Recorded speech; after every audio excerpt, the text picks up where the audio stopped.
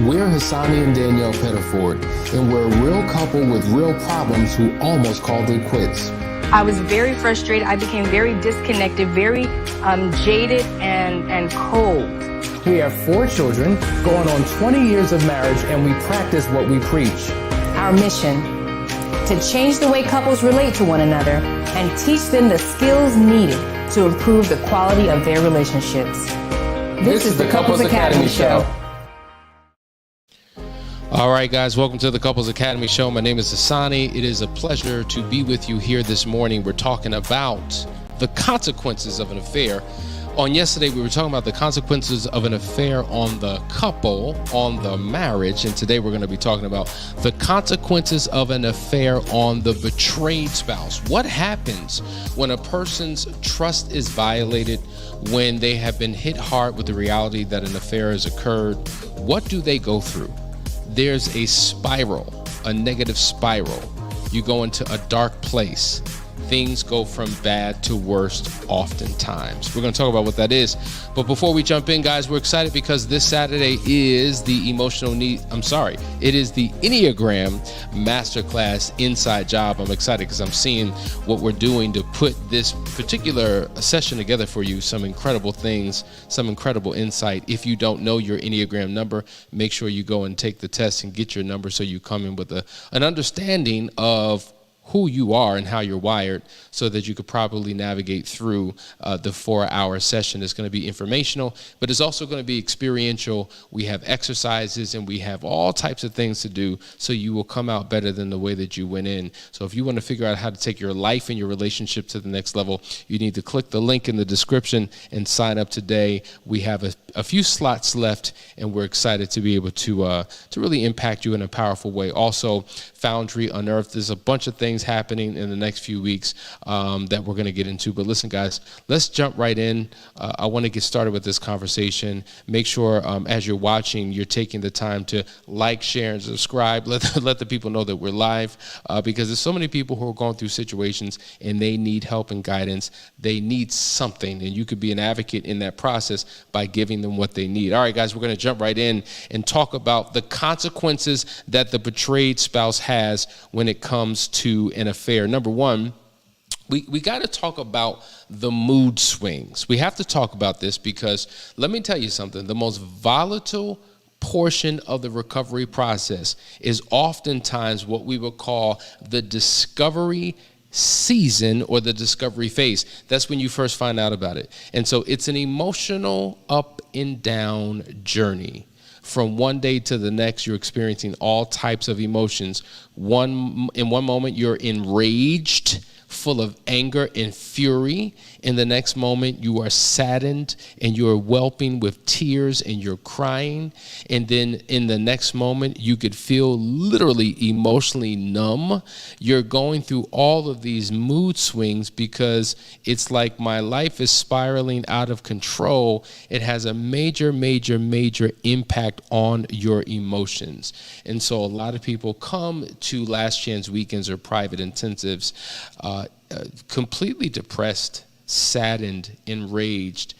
They're in a space of desperation, looking for something so that they can begin to feel normal again. And I think that's one of the challenges that the betrayed spouse feels. They just don't feel normal. They don't feel themselves. They don't feel like they have any proper control or management of their emotions because of what has happened. And so that is a consequence that not only they themselves feel, but their spouse who was unfaithful can feel that pain, because as we always say, it creates a pain and a brokenness and a hurt within a betrayed spouse, and then oftentimes is redirected and projected towards the one who created the pain in the first place.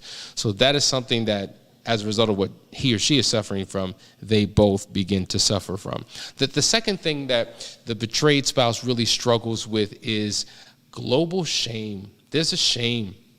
You know, for instance, there's a couple that I'm working with right now in a foreign country, and there was an anticipation that the betrayed spouse would share it with someone, share it with a friend, share it with a family member, share it with someone because he needs to talk it out. And at this point, he's not willing to talk. And so he connected with his friends and didn't open up and didn't share it. And that created concern in the mind and in the heart of the betrayed spouse. And the reality is, oftentimes, and this is what I find to be very true and common, the reason why a betrayed spouse does not share with their friends, does not share with their betrayed spouse's family, is because there's a level of shame, because this wasn't supposed to happen to me. This wasn't supposed to happen to us. We were that couple. We were the couple in ministry that everybody came to for advice. We were the couple in the profession. Don't you know that we have many couples that we serve that are actually therapists and practitioners and marriage counselors who experience pain and trauma in their own relationship but don't want to share because, wow, what would that mean for them, and what would that mean for all the people that they serve? Or maybe they're some form of leadership, or they're public, official, or they have some type of clout and influence. And so the shame of what we've gone through keeps them from opening up, keeps them from even getting the help that they need, because no one can know about this deep, dark secret. And so it keeps them trapped in their misery and in their pain. And so it's a shot to their self-esteem. It's a shot to their self-worth. They begin to feel not good enough, insecure. All types of things begin to happen internally within that individual as a result of what has happened. And so that's something to be mindful of. I think oftentimes the unfaithful partner doesn't truly understand internally what the betrayed spouse is going through. And even though they react emotionally and they say a lot of hurtful things because they're hurting, I don't think there's a true appreciation for the journey that their spouse is going through. And so hearing it from me hopefully will give you some insight. But let's go to the next consequence that oftentimes the betrayed spouse deals with. And it's sexualization. Well, what does that mean? Sexualization. Well, it manifests in a number of different ways. Oftentimes, the betrayed spouse seeks out lots of sex because they need to feel needed. They need to feel wanted. They need to feel attractive. They need to feel sexy. They need to have their self-esteem restored. And so they have all types of sex with their spouse. It seems like for some couples, when an affair happens, if there's been little sex or no sex, they go into sexual overdrive because I need to know that I'm still attractive. I need to know that I still have it, because obviously there was a reason why you went to her. There was a reason why you went to him. And now I've got to make up for or compensate or compete with the affair partner. So what did he do, or what did she do that was so great that took you away, took them, it caused you to leave me, right? Because you went to them. So now I got to compete and overcompensate myself in order to keep you from leaving, because I have a fear that you may leave again. And I got to keep you with sex, or I got to have sex so that I feel good within myself. But then sexualization works in the opposite way. Your relationship can become asexual. Because I'm so traumatized by what has happened, the last thing I want to do is have sex with you. The last thing I will allow you to do is touch me. And so sex is now off the table. And what did you do with her? Well, guess what? Whatever you did with her, we're not doing. Oh, you kissed? We're not kissing. Oh, okay, you had sex in these particular positions? We can't do that anymore. That's completely off the list of possibilities. And so you go in the opposite direction. Or maybe when you begin to introduce sex again, it becomes very triggered. It's very triggering, because now I'm thinking, well, is this what you did with her? Is this what you enjoyed with him? And now when you feel some type of way in the experience, and I hear a moan, I hear a pant, is that what you had with that person? So many things go on in the mind of the betrayed spouse. That's why there's such a hypersensitivity to how we begin to introduce sex back into the relationship. When we introduce sex back into the relationship, when is sex safe? When is sex healthy? It's a very, very, very important space to make sure that you transition into the right way, because at the end of the day, intimacy is critically important. And sex without intimacy can be very problematic. And we find that many people think, well, if we just have sex, that solves the problem. But if there's no intimacy, right, which is different than sex, then it's going to cause a problem. So I hope this is helping in terms of you understanding what the betrayed spouse goes through in terms of a consequence. Let's go to the next one. There's a global mistrust. Right? Well, what do we mean by a global mistrust? Not only am I struggling to trust you now because of what you've done, because what you've done and you've gotten away with it for, let's just say, so long, a couple of days, a couple of weeks, a couple of months, a couple of years. This relationship has been living in the shadows of our primary marital relationship. I don't trust you. I begin to question everything. I begin to reevaluate the entire relationship. What was real? What was not? What was genuine? What was not? What was happening during this time? Remember we went on that vacation? Remember this birthday? Remember that anniversary? What was happening during that time? I begin to revisit our entire experience because of what has happened. So I struggle to be able to trust. As we said before, trust is lost in buckets and gained in drops, and it's going to take quite some time to get me back to a place where I can genuinely trust. But global trust, we say, because now I don't even trust myself. I thought I had insight. I thought I knew what was going on, but obviously I'm starting to question myself. That's a huge thing. And when I begin to question me, now I'm in a very uncomfortable place. Now, questioning you now leads to the third piece of the global mistrust. I begin to mistrust everyone and everything, because if my spouse, who is the closest one to me, could do this to me, then who really can I trust? So now I operate with suspicion and doubt and fear and anxiety and trepidation and complete mistrust for everyone because of what has happened. And so when we're talking about the rebuilding of the trust in the relationship, it just doesn't affect the relationship, guys. It affects every single area and component of our lives. This is one of the consequences that oftentimes the betrayed partner faces. Let's go to the next. Controlling behaviors. Now, one of the biggest complaints of the unfaithful partner is that my spouse is so controlling, and it's hard to live in an environment where I am being controlled. Well, guess what? Even though most betrayed spouses would not admit it, they are very controlling because they've lost their sense of control. See, things were going in a particular way. There was an order to things. There was an expectation. There was an assumption. There was a lifestyle that you both were living. There was a non-written, almost assumed contract about what life would be like. And now that I've realized that, I've been betrayed, now I've got to get control of the situation again. I got to get control of my life. I've got to control you. Because if I'm going to prevent this from ever happening again, I've got to control every single thing that you do, knowing that ultimately that doesn't work, but there's this knee-jerk reaction to control. And so many controlling behaviors begin to take place in the relationship, which can continue to cause a continual strain on the relationship. And so this is why it's so critically important to get guidance and get help to walk you through these particular things. Because let me tell you something, that controlling nature, once that becomes the new norm, it's hard to now let go of that. When you feel like, okay, things are well now, well, the only way to keep things well is to maintain this sense of control. And that ultimately does not work long term when you're in your restoration process.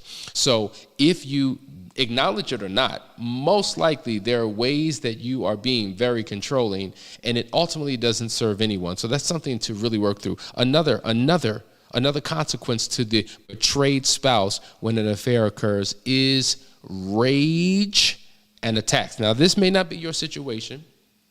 Maybe you personally have never done anything that was hurtful towards your spouse, but many people find themselves in this trap, particularly during the discovery phase. That is the most volatile phase in the entire process. And so we have gotten 911 calls, even though we're not 911. We've gotten emergency calls when couples were involved in traumatic situations, okay, where things were broken, all right, tires were slashed, Cars were keyed, punches and fights broke out. Things were set ablaze.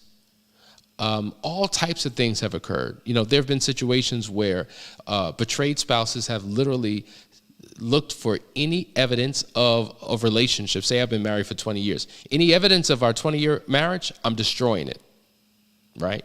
I'm going all in. I will physically hurt and harm you if you get near my space. And these are some of the dark spaces that betrayed spouses oftentimes find themselves in because they're in so much agonizing pain that the only way that I can release it, so one thinks, is in this negative, toxic manner. And somehow the thought is, now that you've hurt me, I am going to punish you. Now I'm going to seek revenge. Now, if I don't seek revenge by cheating on you, my form of revenge will be punishing you. But the reality is, it's a slippery slope. Because if you inherently believe that no matter what you do, it'll never measure up to what your spouse did, then the question becomes, how long will you continue to punish your partner?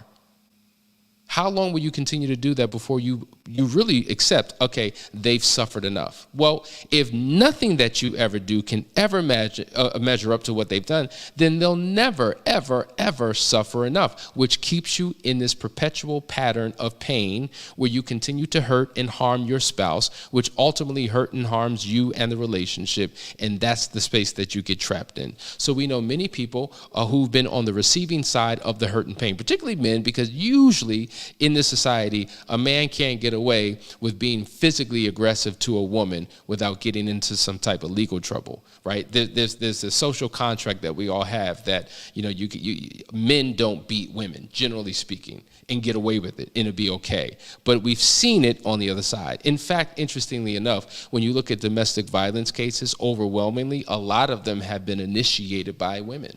Interestingly enough.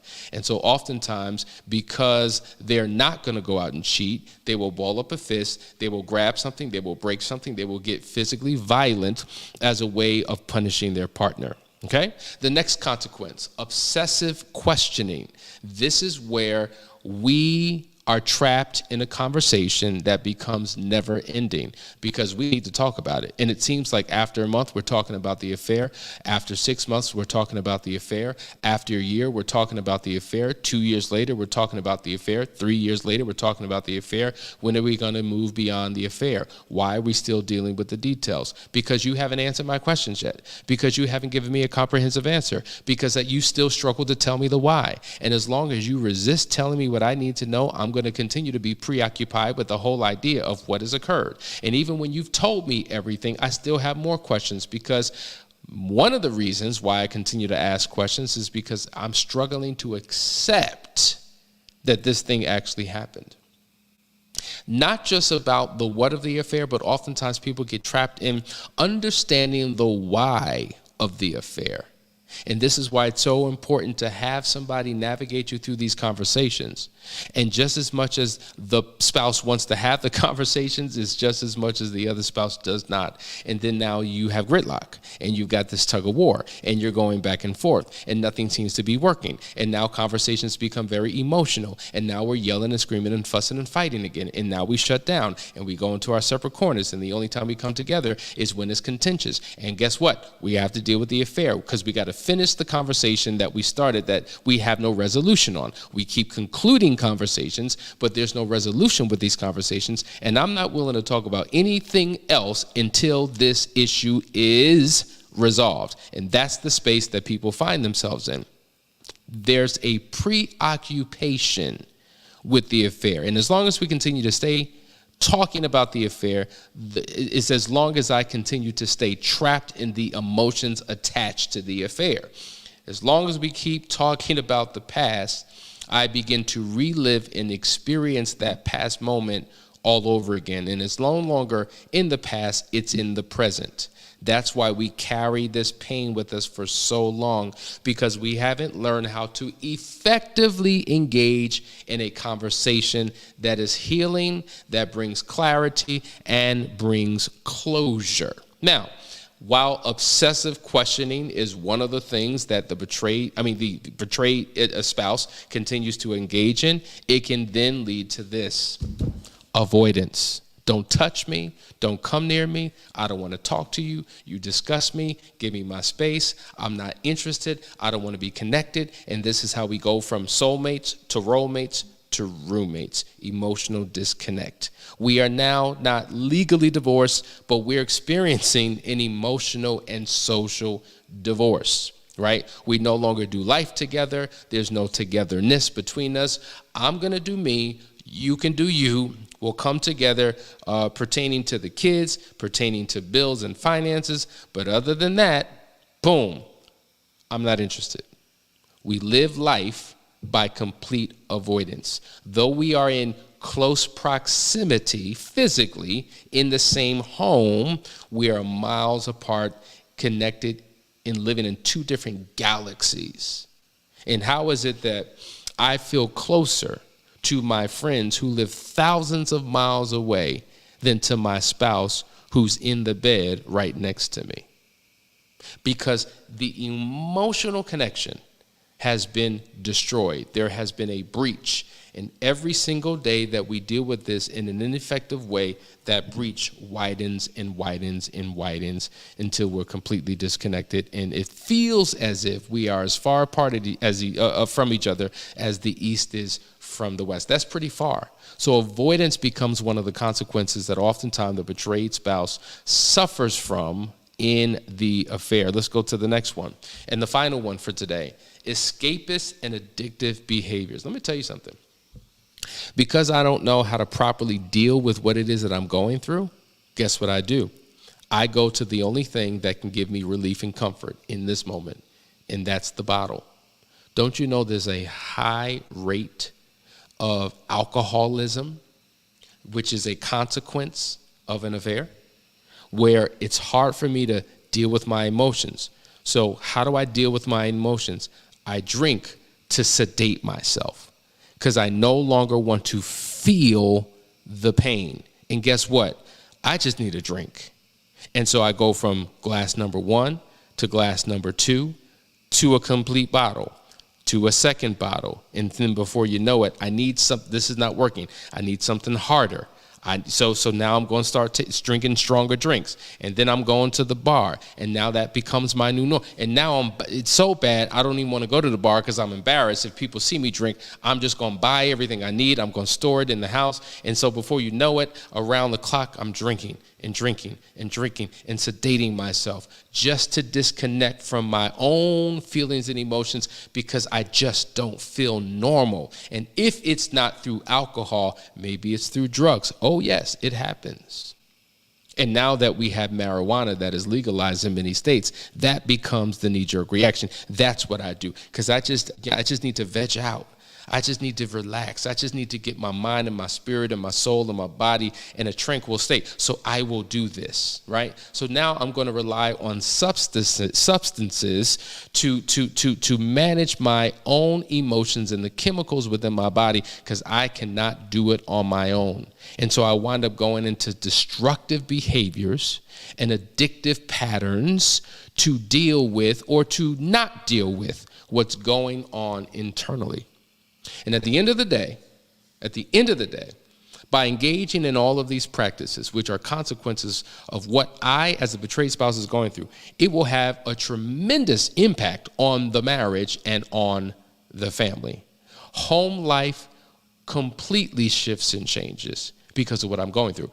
And if you find yourself in that dark place and you've given up on yourself, you've lost hope, you don't see the possibility of what can be, you are just in a deep, dark place, and you're vacillating back and forth. Do I stay? Do I go? What's the point of staying? What's the point of going?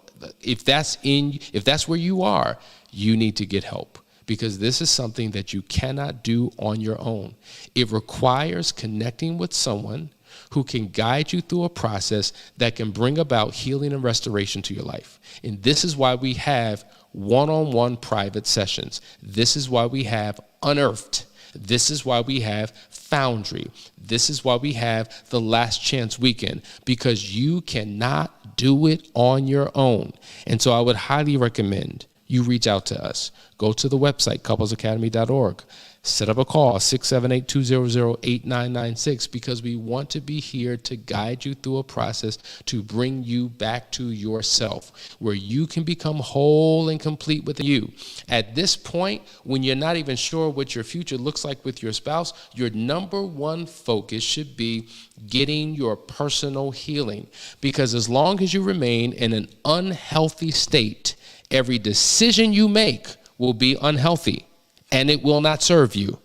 And so the goal should be to go from destructive behaviors all the way to a very healthy state of being, so that the thoughts you think and the decisions that you make are a reinforcement of something that is healthy. Healthy people don't make unhealthy decisions, and unhealthy people can't make healthy decisions. So what do I do in the meantime? I connect with people, organizations, assistants who are healthy, who can help me become healthy, so that I can then begin to do things that reinforce what I'm internally feeling within me, and that's making healthy decisions for my life, for my marriage, and for my family. These are the consequences. Guys, I hope you got something out of today's conversation. Tomorrow, we're going to talk about the consequences of the unfaithful partner and how they begin to navigate through that. So listen, guys, I hope you got something out of today. Remember, tonight, Before I Do with Walter and Charmaine, that is at 9 p.m. Eastern Standard Time. Make sure you tune into that. But till then, till the morning, have a great one. Love you guys.